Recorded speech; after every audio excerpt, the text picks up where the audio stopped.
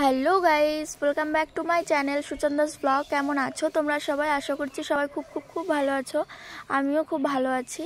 তো অনেক দিন পরে তোমাদের সামনে একটা ভিডিও নিয়ে আসলাম, তোমাদের জন্য একটা ভিডিও নিয়ে আসলাম। মানে একজনের অনেক রিকোয়েস্ট করার পরে এই ভিডিওটা আমি নিয়ে এসেছি তোমাদের জন্য। মানে বলতে পারো তার বলাতে তার কথা রাখার জন্য এই ভিডিওটা এনেছি।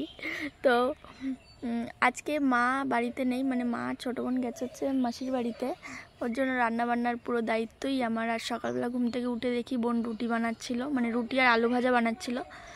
তো আর এখন আমি বানাবো হচ্ছে ভাত, মানে দুপুরের রান্নাবান্না হচ্ছে এটা।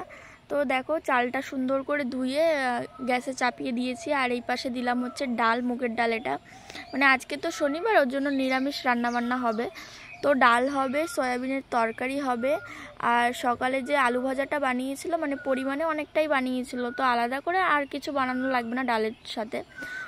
আর আলু ভাজা আর আম চচ্চড়ি, এটাই হয়ে যাবে। তো ডালটা কুকারে দিয়ে দিয়েছি, মানে একটু সিটি সেদ্ধ করার জন্য, সিটি দেওয়ার জন্য। আর এদিকে দেখো ভাতটা প্রায় হয়ে গেছে, আর এদিকে ডালটাও আমি বসিয়ে দিয়েছি, মানে ডালটা ফোড়নও দিয়ে দিয়েছি আমি। একটু নাড়িয়ে চাড়িয়ে তারপরে জল দিয়ে দেব। তো তারপরে ডালটা রান্না করে আমি যাব হচ্ছে স্নান করতে। এখন আমি যাচ্ছি হচ্ছে স্নান করতে। আমার পিছনে দেখো আমার ঠাকুমা বসে রয়েছে, দেখছে আমি কি করছি।